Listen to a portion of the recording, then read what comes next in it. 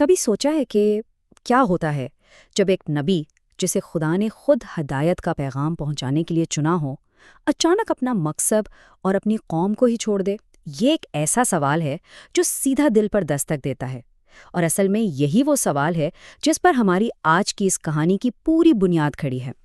آج کے اس معلوماتی جائزے میں ہم اس بے حد مشہور اور عظیم واقعے کا گہرائی سے تجزیہ کرنے والے ہیں، حضرت یونس علیہ السلام اور مچھلی کا قصہ۔ یہ کوئی عام سی قدیم کہانی نہیں ہے، بالکل نہیں۔ اس کے اندر ذمہ داری، احتساب اور صبر کے ایسے لافانی سبق چھپے ہیں جو آج بھی اتنے ہی ضروری ہیں۔ تو چلیے بنا کسی دیر کے شروع کرتے ہیں۔ شروعات کرتے ہیں پہلے حصے سے، دی ڈیفائنڈ سٹی، نینواز ریجیکشن۔ یہاں سے ہم اس تاریخی منظرنامے کو سمجھیں گے جہاں سے اس پورے قصے کا آغاز ہوتا ہے۔ تھوڑا سا تاریخ میں پیچھے چلتے ہیں۔ 784 یعنی 784 اور 807 قبل مسیح کے زمانے کو تصور میں لائیں۔ حضرت یونس علیہ السلام کو نینوے یعنی ننوا نام کے ایک شہر بھیجا گیا تھا۔ یہ دریائے دجلہ کے کنارے آباد ایک بے حد عظیم اور خوشحال عاشوری بستی تھی۔ لیکن مسئلہ کیا تھا؟ مسئلہ یہ تھا کہ یہ پوری قوم شرک، ظلم اور گناہوں میں بری طرح ڈوب چکی تھی۔ جب انہیں توحید کا سیدھا سا پیغام دیا گیا تو انہوں نے صرف انکار ہی نہیں کیا بلکہ مذاق اڑایا اور ہدایت کے راستے میں رکاوٹیں کھڑی کر دیں۔ اب سوچنے کی بات ہے کہ مسلسل انکار اور مذاق برداشت کرتے کرتے کوئی بھی تھک سکتا ہے۔ حضرت یونس علیہ السلام بھی نہایت مایوس اور دل برداشتہ ہو گئے۔ ایک آخری وارننگ کے طور پر انہوں نے شہر والوں کو صاف صاف کہہ دیا کہ اگر انہوں نے اب بھی توبہ نہ کی تو ٹھیک 3 دن کے اندر، جی ہاں صرف 3 دن میں، ان پر اللہ کا عذاب نازل ہو جائے گا۔ اور یہاں آتا ہے کہانی کا ایک نیا اور حیران کن رخ، fleeing the mission, a hasty departure. ایک ایسا موڑ جہاں مایوسی صبر پر حاوی ہو جاتی ہے۔ سورہ الانبیاء کی آیت 87 بالکل اسی حالت کا نقشہ کھینچتے ہوئے کہتی ہے کہ انہوں نے سوچا کہ ہم ان پر تنگی نہیں کریں گے۔ تفسیر میں اس لن نقدر علیہ کا بڑا دلچسپ مفہوم بتایا گیا ہے۔ مطلب انہوں نے یہ گمان کیا کہ اللہ انہیں اس فیصلے پر روکے گا نہیں۔ بس اسی خیال میں اور اپنی قوم سے شدید ناراضگی کے عالم میں انہوں نے اللہ کے تصدیق شدہ حکم کا انتظار کیے بنا ہی شہر چھوڑ دیا۔ اور جیسے کہ ہم جانتے ہیں ایک نبی کا ہر قدم اللہ کے حکم کا پابند ہوتا ہے، تو ٹھیک یہی سے آزمائش کا ایک نیا اور مشکل مرحلہ شروع ہو گیا۔ اور یہ منظر دیکھیں، یہ بڑا ہی زبردست اور حیران کن کنٹراسٹ ہے۔ ایک طرف حضرت یونس علیہ السلام شدید مایوسی میں بستی سے دور جا رہے ہیں، جبکہ ٹھیک اسی وقت دوسری طرف عذاب کے آثار نمودار ہونے لگے۔ آسمان پر بالکل کالی گھٹائیں چھا گئیں، تیز آندھیاں چلنے لگی۔ اس خوفناک منظر کو دیکھ کر شہر والوں کو اچانک اپنی غلطی کا احساس ہو گیا اور انہوں نے سچے دل سے ندامت کے ساتھ توبہ شروع کر دی۔ مگر جو چلا گیا اس کا کیا؟ یہی ہے اگلا حصہ، the raging storm, a ship in peril. جب قوم عذاب کے خوف سے رو رہی تھی، دریائے فرات میں ایک الگ ہی سرگزشت لکھی جا رہی تھی۔ تو ہوا کچھ یوں کہ حضرت یونس علیہ السلام مسافروں سے بھری ایک کشتی میں سوار ہو گئے۔ شروع میں تو سب بالکل پرسکون تھا، لیکن شام ڈھلتے ہی اچانک آسمان سیاہ ہو گیا۔ ایک بھیانک طوفان آ گیا۔ ہوائیں اس قدر تیز تھیں کہ گھبرائے ہوئے ملاحوں نے کشتی کا وزن کم کرنے کے لیے سامان اٹھا اٹھا کر پانی میں پھینکنا شروع کر دیا۔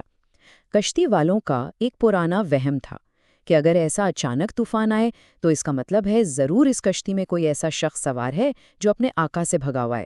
طوفان سے بچنے کے لیے انہوں نے قرآن دازی یعنی پرچی نکالنے کا فیصلہ کیا۔ 3، جی ہاں، قرآن دازی ایک دفعہ نہیں بلکہ پوری 3 بار کی گئی۔ اور حیرت انگیز بات یہ تھی کہ تینوں بار نام کس کا نکلا؟ حضرت یونس علیہ السلام کا۔ جب تیسری مرتبہ بھی یہی نتیجہ آیا تو بس ٹھیک وہی فیصلہ کن لمحہ تھا، ان کی قسمت کا فیصلہ ہو چکا تھا۔ اور اب آتے ہیں کہانی کے سب سے گہرے حصے پر، دی 3 ڈارکنیسز انٹو دی ڈیپ، ایک ایسا وقت جو سچ میں دھڑکنیں روک دیتا ہے۔ جیسے ہی انہیں طوفانی سمندر میں پھینکا گیا، ایک عظیم الجثہ مچھلی نے انہیں نگل لیا۔ تفسیر یہاں پر بڑی واضح روشنی ڈالتی ہے کہ یہ عام اندھیرا نہیں تھا، یہ 3 تہ در تہ اندھیرے تھے۔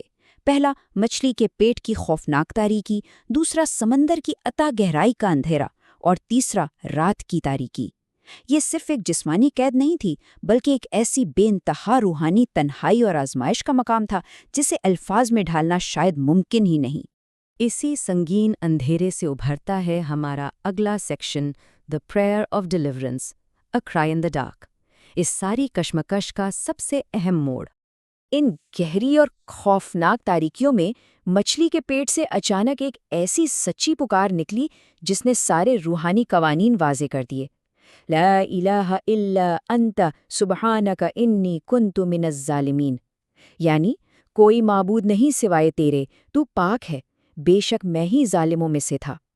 ذرا غور کرنے والی بات یہ ہے کہ اس دعا میں کوئی شکایت نہیں تھی، اس میں سلسلہ اسباب کو برا بھلا نہیں کہا گیا، بلکہ پوری طرح سے سچی نیت کے ساتھ اپنی ہی خطا کا اعتراف تھا۔ اور یہی وہ چیز ہے جو اصل ٹرننگ پوائنٹ ثابت ہوئی، اپنا احتساب۔ جیسے ہی مکمل ذمہ داری قبول کی گئی، اس احتساب نے نجات کا دروازہ کھول دیا۔ اللہ کے حکم سے مچھلی نے انہیں حفاظت کے ساتھ ساحل پر اگل دیا اور بالکل نا امیدی کی اس حالت سے انہیں بچا لیا گیا۔ تو آخر میں آتے ہیں آخری حصے کی طرف، returning to the call, the timeless lesson. اب سوال یہ ہے کہ ہم سب کے لیے اس سچائی میں ایسا کیا ہے جو ہمیشہ زندہ رہے گا؟ اب ذرا اسکرین پر غور کریں، ایکشن، کانسیکوینس اور لیسن کی اس تصویر کو دیکھیں۔ غصے میں آ کر مقصد کو چھوڑنے کا نتیجہ کیا تھا؟ شدید مشکلات اور اکیلے پن کا سامنا، جس سے سبق ملتا ہے کہ مایوسی میں آ کر کبھی ذمہ داری سے منہ نہ موڑیں۔ پھر سچے دل سے توبہ اور احتساب کرنے کا انجام کیا ہوا؟ اندھیرے سے مکمل نجات، جو سکھاتا ہے کہ اپنی غلطی ماننے سے رحمت کے دروازے کھلتے ہیں۔ اور آخر میں واپس اپنے فرض کی طرف لوٹ آنے سے ایک پوری بستی تباہی سے بچ گئی۔ مطلب صاف ہے، مسلسل صبر اور ثابت قدمی ہر حال میں کامیابی کی طرف لے جاتی ہے۔ اس بارے میں تفسیر میں ایک بڑی خوبصورت اور آسان مثال ملتی ہے۔ انسان کا دل بالکل ایک ریڈیو کی طرح ہوتا ہے۔ بعض دفعہ پیغام کی فریکوینسی پکڑنے کے لیے بار بار اس ریڈیو کی سوئی گھمانی پڑتی ہے۔ ہو سکتا ہے 1000 بار کوشش کی جائے اور کوئی آواز کلیئر نہ ہو، لیکن اچانک ہلکا سا ڈائل گھمانے پر ہی چینل بالکل صاف لگ جاتا ہے۔ اس کا سیدھا سا مطلب یہ ہے کہ کوشش کرتے وقت مایوس ہرگز نہیں ہونا چاہیے، کیونکہ شاید 1001ویں کوشش ہی وہ کوشش ہو جب بات سامنے والے کے دل میں اتر جائے۔ تو اس معلوماتی جائزے کے اختتام پر ہم سب کی ضمیر کو جھنجھوڑنے والا ایک سوال باقی رہ جاتا ہے۔ زندگی میں جب مایوسی اور سخت بے چینی بالکل غالب آ جائیں تو اپنے اصل مقصد اور راستے کو چھوڑے بنا ان آزمائشوں کا سامنا کیسے کیا جائے؟ حضرت یونس علیہ السلام کا یہ قصہ ہمیں بہت شفاف انداز میں سکھاتا ہے کہ آزمائش چاہے مچھلی کے پیٹ کے اندھیرے جیسی لامتانی کیوں نہ ہو، سچا احتساب، دعا اور آخری سانس تک کوشش ہمیشہ جوڑ کر رکھنی چاہیے۔ اپنے فرض پر ڈٹے رہنا اور غلطی کو قبول کرنا ہی اصل روحانی طاقت ہے۔ اور اسی اہم لافانی سوچ کے ساتھ اس گفتگو کو یہیں مکمل کرتے ہیں۔ اس پر ضرور سوچیے گا۔